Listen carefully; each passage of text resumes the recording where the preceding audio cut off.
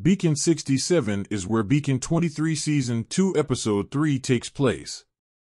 We accompany its custodian, Iris, as she makes her way through daily life.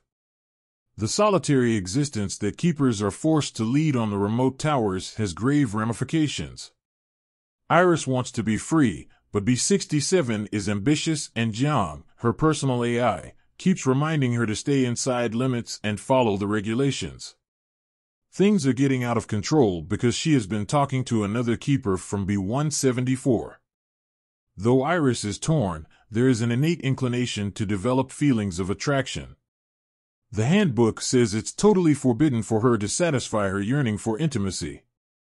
Jiang also constantly bringing up the same point with her. Iris's fantasy date with the keeper makes her feel important and taken care of. However, a system alert about a thermal incident on Hallen's beacon, B23, interrupts her reverie. She is worried right away, even if Jiang says this is outside of her purview once more. Iris, though, is resolved to answer the SOS call. She worries about QTA's involvement and encroachment on ISA server's private network. Iris is certain she has to attend the beacon after learning from a Springer military jet pilot that the QTA mothership is circling B23. Even though she is an inexperienced pilot, she manages to reach the beacon against all obstacles. Iris enters to investigate and finds the beacon in ruins. When Hallen comes threateningly close to her, she is afraid. Iris gives a brief explanation of who she is and why she has gone to the beacon. The fact that Hallen's ship cannot be seen on the radar doesn't appear to disturb him. This is being caused by something horrible that has happened to the GWB. Iris tries to assist Hallen when he begins to describe what transpired on the beacon and Olaf's part in it. Harmony is revived on the beacon after she fixes the AI gadget. However, the transmission is quite faint, and after a few short seconds, she disappears. They need Iris's technical expertise and extensive guidebook reading as they attempt to safeguard the beacon. Her stiff behavior affects Hallen. He looks more closely at the reasons for her severe limitations to leading a regular life. It appears that they both despise Aleph. She claims that everything changed when Milan took on the identity of Aleph.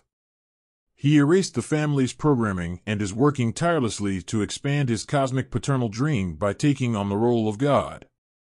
Iris tries to do something special for Hallen now that the power is gone. She uses an oven to bake bread, which really amazes him. Iris looks on with amusement as he eats it without hesitation.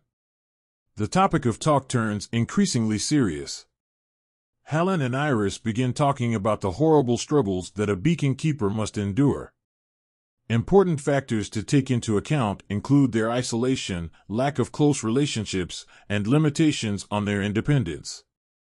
Despite their complete helplessness, they nevertheless have a significant impact on the bigger picture.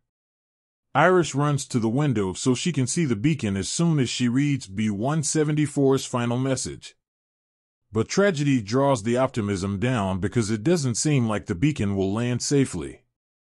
A short while afterward, something violently strikes the beacon, tearing apart the docking bay. Harmony alerts Iris and Hallen that there are no signs of human life on board before they board the ship. If so, who had been in contact with Iris during that entire period? The review of the episode. Up until the halfway point, when we at last discovered the chronology, this episode seemed to be dragging. We hope the Beacon 23 creators stay focused moving forward because there have been far too many distractions this season. With her impressive TV debut, Ellen Wong is sure to raise expectations.